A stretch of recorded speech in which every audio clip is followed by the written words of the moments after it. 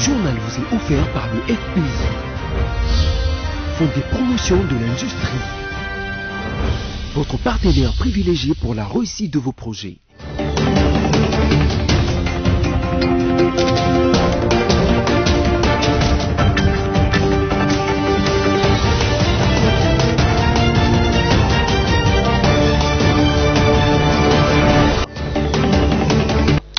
C'est l'heure de vous informer tout de suite les titres de l'actualité de ce journal. Félix Tshisekedi décide de la prise en charge par l'État des frais funéraires des victimes de Matadi Kibala. Il a par la même occasion instruit le gouverneur de la ville de Kinshasa d'accélérer le processus de délocalisation de ces marchés. La Commission électorale nationale indépendante a dévoilé ce jeudi sa feuille de route pour le processus électoral en cours en République démocratique du Congo. Le professeur Matata Ponyo a démontré ce jeudi l'économie politique des malédictions du développement économique, l'un des articles du volume 3, numéro 2 de la revue Congo Challenge au cours d'un point de presse. Après les titres, place au développement, mesdames et messieurs, bienvenue. Touché au plus haut par le drame survenu mercredi 2 février au marché de Matadi Kibala dans la commune de Mongafula à Kinshasa, le président de la République Félix-Antoine Tshisekedi a personnellement effectué une descente sur place pour s'enquérir de la situation. Par la même occasion, il a promis que les obsèques de ses compatriotes seront prises en charge par le gouvernement de la République. Suivez ces reportages de la presse présidentielle. Une scène d'horreur ce mercredi matin à Matadi Kibala, commune de Mongafula. Plusieurs vies, une vingtaine, fauchées sous les averses après la chute d'un câble haute tension sur un marché local tel que l'on peut le voir dans ces images filmées au moyen d'un téléphone.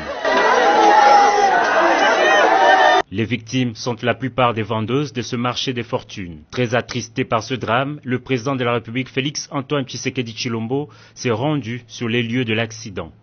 Sur place, il a été accueilli par le gouverneur de la ville de Kinshasa et de nombreuses autres autorités civiles et militaires sous des ovations frénétiques des habitants du quartier.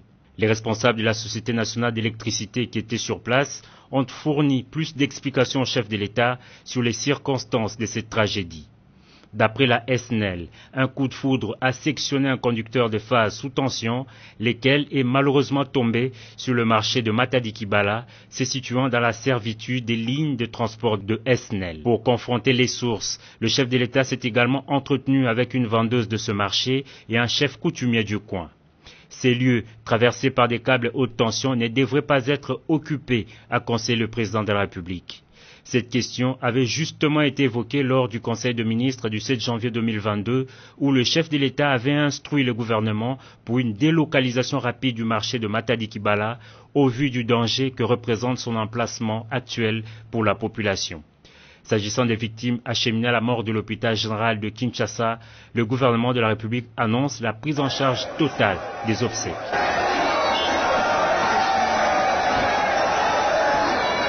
À quelque chose, le malheur est bon, les malheurs occasionnés par les sectionnements des câbles d'une ligne de haute tension qui traverse le marché des Matadi Kibala devraient remettre sur la table toutes les problématiques des lotissements et constructions de marchés, maisons d'habitation, stations de vente des carburants et autres implantations des antennes des réseaux de téléphonie mobile.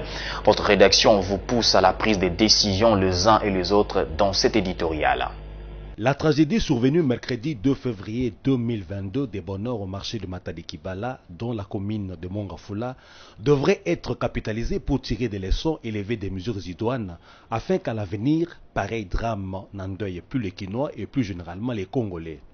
Il est humiliant et regrettable de réaliser que cette tragédie aurait pu être évitée si les uns et les autres avaient fait preuve de rationalité et du respect des normes du choix des sites, d'érection des marchés ou des maisons d'habitation.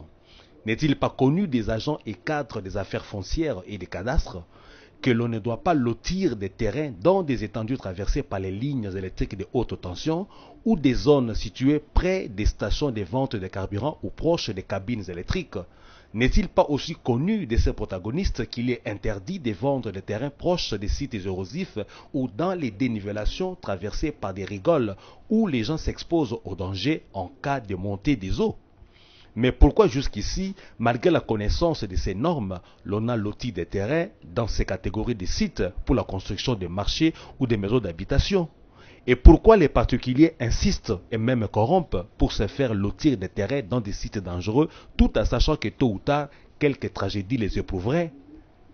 Et qu'en est-il de l'implantation des antennes des réseaux de téléphonie mobile au milieu des maisons d'habitation dans nos quartiers, exposant les citoyens au rayonnement malsain, nuisible au fil des temps? Que les uns et les autres s'en tiennent aux normes pour préserver la communauté nationale des tragédies évitables à souhait, autrement la RDC sera à jamais, par rapport à cette problématique, la nation des irresponsables ou des humains qui ne tirent pas des leçons de leurs expériences. Je disais en titre, la Commission électorale nationale indépendante CENI a dévoilé ce jeudi sa feuille de route pour le processus électoral en cours en République démocratique du Congo qui devra déboucher sur la tenue des élections générales en 2023. Cette feuille de route, prenant en compte la période 2021 à 2027, comprend les activités que la centrale électorale va organiser pour la réussite du processus électoral. Images et commentaires. La Commission électorale nationale indépendante CENI a dévoilé ce jeudi 3 février 2022 sa feuille de route pour le processus électoral en cours en République démocratique du Congo qui devra déboucher sur la tenue des élections générales en 2023. Dans son mot, le président de cette institution d'appui à la démocratie, Denis Kadima, a fait savoir que cette feuille de route décrit les différentes activités que la centrale électorale va organiser durant la période 2021-2027. Par ailleurs, il a souligné que cette feuille de route n'est pas à confondre avec le calendrier électoral qui sera publié ultérieurement. Elle sera mise à jour avec les parties prenantes au processus électoral. Le président de la Commission électorale nationale indépendante a aussi rendu public ce même jeudi les calendriers réaménagés de l'élection des gouverneurs et vice-gouverneurs dans les provinces où les exécutifs provinciaux ont été déchus. D'après Denis Kadima, ce scrutin est fixé au 6 avril prochain en attendant l'ouverture de la session de mars dans les assemblées provinciales concernées. La province de l'Ituri n'est cependant pas concernée par cette élection. Notez enfin que la Commission électorale nationale indépendante CENI a programmé l'élection présidentielle prochaine en République démocratique du Congo au 24 décembre 2023. Ceci ne peut être possible qu'avec l'appui de tous, a dit Denis Kadima à demi-mot. Toutefois, il estime mieux et utile de procéder au dénombrement de la population congolaise en âge de voter.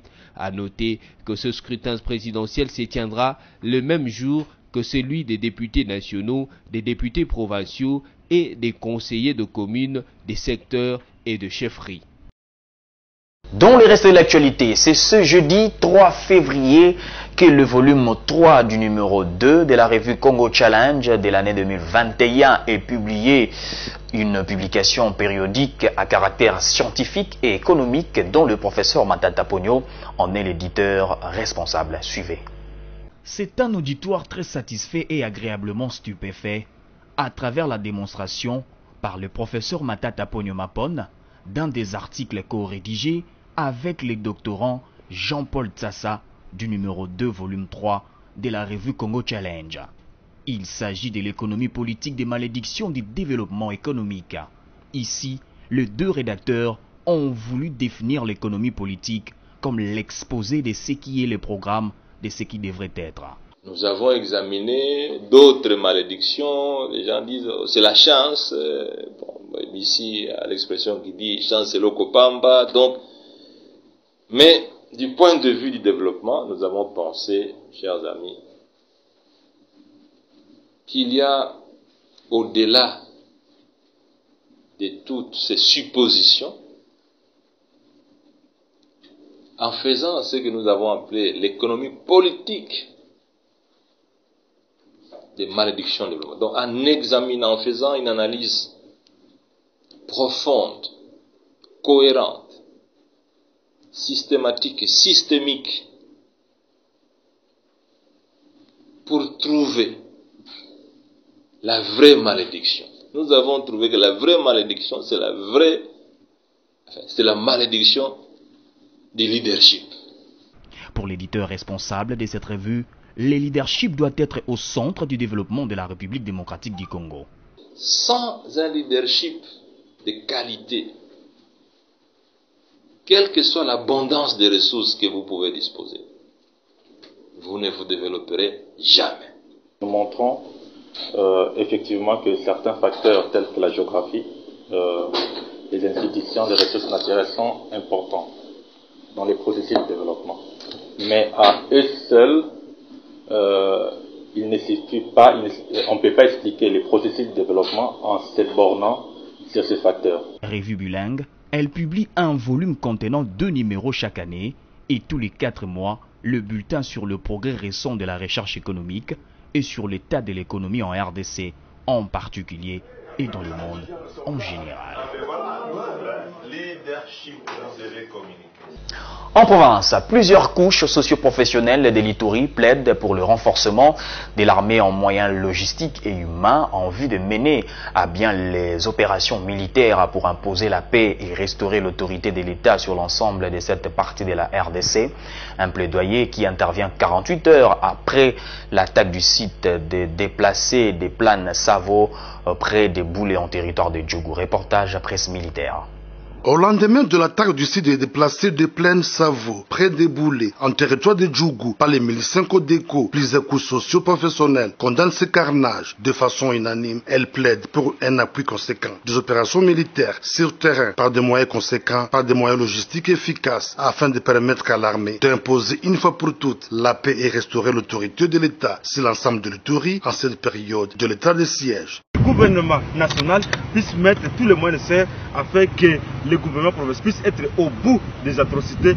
Nous, femmes ituriennes, nous l'avons accueilli avec beaucoup de désolation. Ceux-là qui sont comme victimes, ce sont les femmes, ce sont les enfants et ce sont les hommes de troisième âge, c'est-à-dire hommes-femmes de troisième âge. Alors ce sont les vulnérables justement. Ainsi, nous, femmes ituriennes, nous recommandons au gouvernement congolais donc de bloquer les motards afin qu'on arrive à désarmement, disons au désarmement et à la démobilisation. Le gouvernement central puisse donner toute urgence, de déployer les moyens conséquents, de remettre des moyens financiers, des moyens logistiques. Pourquoi nous ne voulons pas voir aussi des drones militaires en train de circuler ici?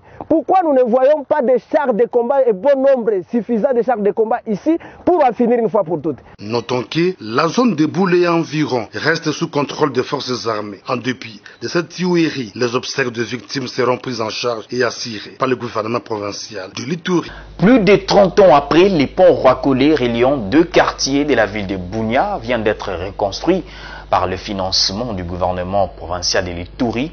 C'est le maire de la ville de Bunia, le commissaire supérieur principal Kabouine Wamigo John, qui a inauguré cet ouvrage public. C'était ce jeudi 3 février. Regardez. On ne les dira jamais assez. Des changements positifs apportés par l'état des sièges en Ituri sont non seulement d'ordre sécuritaire, mais aussi sur le plan du développement. Un pont reliant les quartiers Rwambouzi et Roi-Collet dans la partie est de la ville de Bunia, reconstruit sur financement du gouverneur militaire de l'Ituri, a été inauguré ce jeudi. Preuve du sens élevé des développements et des changements incarnés par le membre de l'administration militaire, témoigne le médecin directeur de l'hôpital Roi-Collet.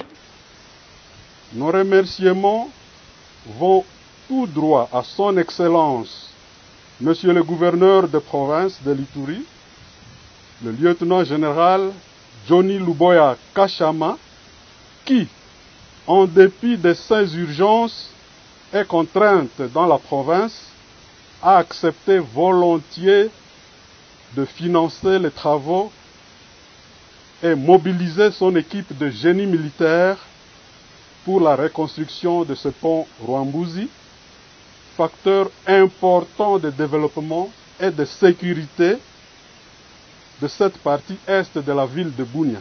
L'occasion faisant l'hilarant, le maire de la ville de Bunia, le commissaire supérieur principal Kabouine Wamigo John, a sensibilisé la population sur la culture de la paix et de la cohabitation pacifique avant d'appeler le bénéficiaire de cet ouvrage d'une capacité de 30 tonnes à en faire bon usage. C'est de l'utiliser en bon père de famille et d'entretenir le coin à la fois du pont. Parce que nous voulons que ce pont puisse demeurer sur le pont. Pour rappel, c'est depuis 1987 que l'ancien pont a été construit. Au mois de mai 2021, il s'était effondré, obligeant ainsi la population à parcourir de longues distances pour atteindre ses destinations. À ce jour, d'autres projets de développement sont en cours d'exécution en ville de Bunia, tout comme sur l'ensemble de la province de l'Ituri. La remise en état du tronçon Bunia-Mahagi sur la RN 27, où le trafic est redevenu fluide, est un indice de taille attestant la volonté de l'administration militaire chapeautée par le lieutenant général Luboya Kashamadjouni de travailler davantage pour le bien-être de la population. L'école de Saint-Ignace de Kinyati à Massimanimba, dans la province de Kwilu, est à mal point en ces jours. Cet établissement scolaire, qui a eu en son sein plusieurs hautes personnalités du pays, nécessite plutôt à l'urgence une réhabilitation. C'est les cris de détresse lancés par son actuel recteur, l'abbé Dieudonné Biongo. Je suis Kalamba pour le reportage. Ici, nous sommes au collège Saint-Ignace de Kinyati en territoire de Massimanimba dans la province du Kwilu. Cet établissement scolaire aux apparences moribondes a formé plusieurs cadres du pays, notamment le virologue Jean-Jacques Mouyembe, l'historien Isidore Ndayuel et l'ancien procureur général de la République Nestor Bokoumé. Cette école conventionnée catholique construite depuis l'époque coloniale est aujourd'hui dans un état délabré. Les bâtiments vétustes, des dortoirs non équipés, la toiture prête à partir au premier coup de vent, les installations sanitaires complètement abîmées. Tout ce tableau nécessite à l'urgence une réhabilitation. En passage dans cette partie du pays, le député provincial Donald Sindani, ancien de ce bahut, est allé voir de ses propres yeux l'état actuel du collège Saint-Ignace de Kinyati. Ainsi, l'actuel recteur de l'école, l'abbé Dieudonné Biongo, lance un SOS aux anciens ainsi qu'aux décideurs. Essayer de contacter les autres, essayer de relayer le message, chacun dans sa boîte, pour que quelque chose soit fait. Ça sera intéressant si chacun porte une pierre, n'est-ce pas? Pour ne pas voir Saint-Ignace de Kinyati disparaître, il est grand temps de faire quelque chose. En santé, la situation épidémiologique en RDC du mercredi 2 février, publiée ce jeudi par le comité multisectoriel de la riposte à la Covid-19 au pays. Sur les 1510 échantillons testés, 19 nouveaux cas ont été confirmés positifs dans 3 provinces. Il s'agit des 14 à Kinshasa, 3 au Sud Kivu et 2 au Nord Kivu. Sophia Zaurate. Selon le bulletin quotidien sur la situation épidémiologique en République démocratique du Congo, publié ce jeudi 3 janvier 2022, les rapports du secrétariat technique de la riposte à la Covid-19. 19 nouveaux cas seulement d'infection ont été enregistrés dans 3 provinces, dont 14 cas à Kinshasa, 3 au sud Ubangi et 2 au nord Kivu. Il a été rapporté par ailleurs dans ces mêmes bulletins qu'aucune donnée n'est disponible ni pour les nouvelles personnes sorties guéries des centres de traitement anti-Covid-19, ni pour les lots des patients suivis à domicile, ni pour les nouveaux décès parmi les cas confirmés. On rappelle que, depuis les débuts de l'épidémie déclarée le 10 mars 2020, le cumul des cas est de 85 600 cas, dont 85 598 confirmés et 2 probables. Au total, il y a eu 1278 décès et 59 347 personnes guéries. En sport, finaliste et malheureux de la précédente édition, le Sénégal s'est qualifié pour la CAN 2021 en tenant son rang face à un vaillant Burkina Faso 3-1. Mercredi, en demi-finale au stade Amadou Ahidjo de Yaoundé, les Lions de la Teranga tenteront de remporter la première CAN de leur histoire dimanche 6 février. Sarah Guéret. Après le CAN 2002 et 2019, le Sénégal avait atteint la finale. Le pays de Macky Sall a de nouveau accédé à la finale à cette 33e édition de la CAN, mercredi 2 février à Yaoundé, au Cameroun, aux dépens du Burkina Faso. Score du match 3 buts contre 1. Dans cette rencontre très disputée et marquée par la volonté de l'une ou l'autre sélection de la remporter. Tout s'est joué durant les 20 dernières minutes. C'est le Sénégalais Abdou Diallo qui a violé les premiers, le filet adverse à la 70e minute. Il a été imité 6 minutes plus tard par Idrissa Gueye, servi par Sadio Mané. Le Burkina Faso a réussi à réduire le score à la 82e minute par Blati Touré avant que son sort ne soit définitivement scellé à la 87e minute par un troisième but sénégalais signé Sadio Mané. Les Lions de la Teranga connaîtront leur adversaire au terme de la deuxième demi-finale qui opposera Soupé, le Lions indomptable du Cameroun au Pharaon d'Égypte ce jeudi à 20h heure de Kinshasa. Notez que la petite finale se jouera non plus le 6 février mais le 5 d'après une dernière modification du programme de cette CAN appelée CAN Cameroun Total Energy 2021 qui a commencé le 9 janvier dont le Lapion vont s'éteindre le 6 février. En culture, c'est une chanson d'amour que l'artiste et musicien originaire de Goma, Innonsa Baloumé, dit Innonsbi, a mise à la disposition des amoureux de la bonne musique. Soukali, c'est le titre de cette chanson tirée de l'album Mortel 06, le tout premier de la carrière de la star RD congolaise. Les détails dans cet élément.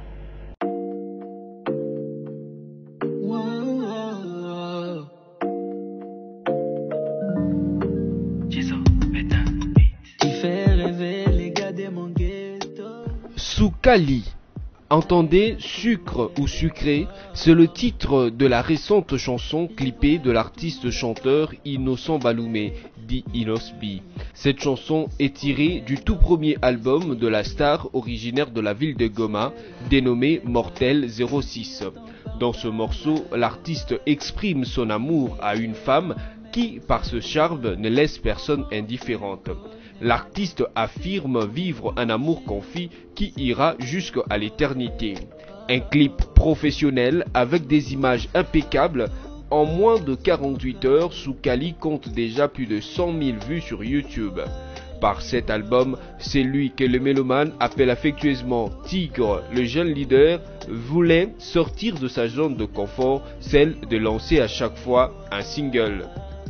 Notez que l'album Mortel 06 sorti le 26 décembre 2021 compte 15 titres dont le plus célèbre actuellement sont Mortel 06, Naomi Campbell et Dieu.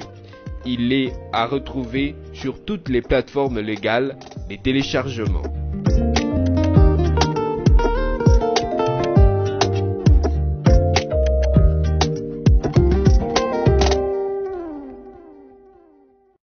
Ne nous quittez pas, la revue de presse, c'est dans un instant.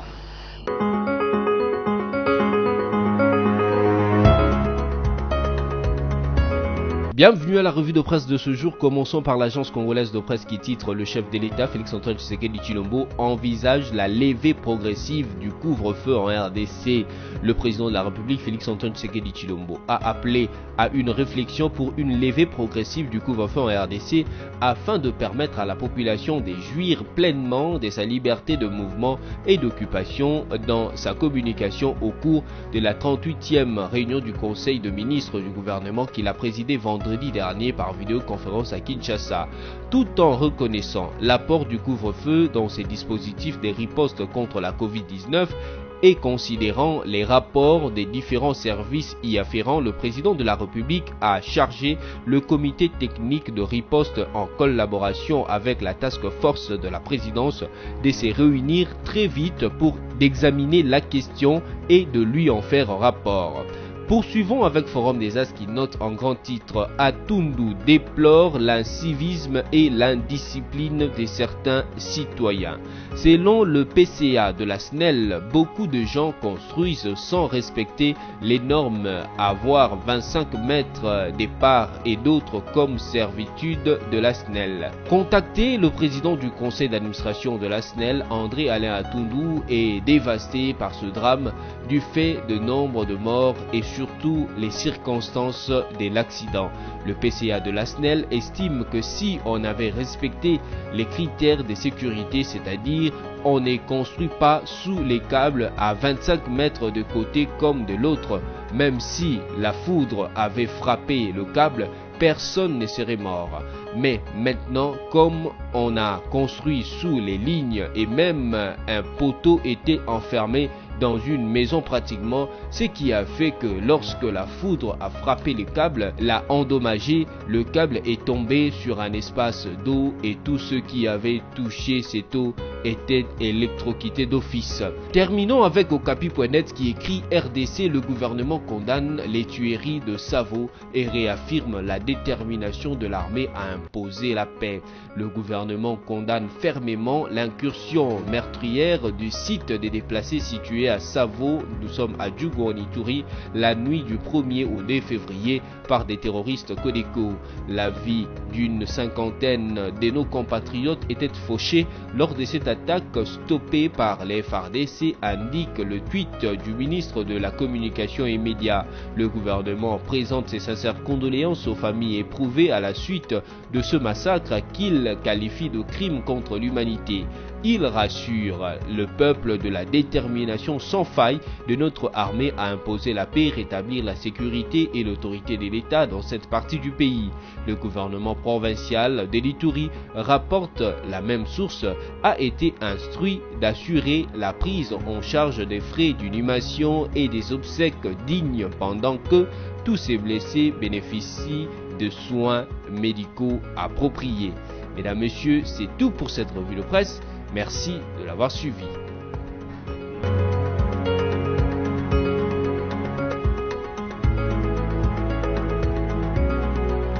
Voilà, si vous nous avez pris en cours de diffusion, voici l'essentiel à retenir.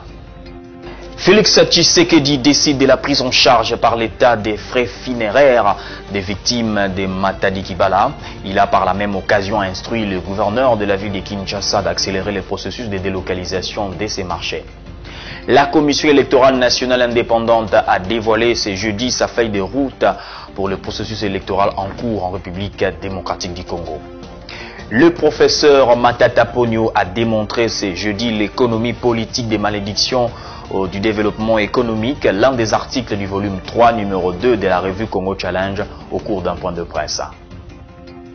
Ce journal est terminé, merci de l'avoir suivi. L'actualité reste en continu sur votre chaîne. Vivez heureux.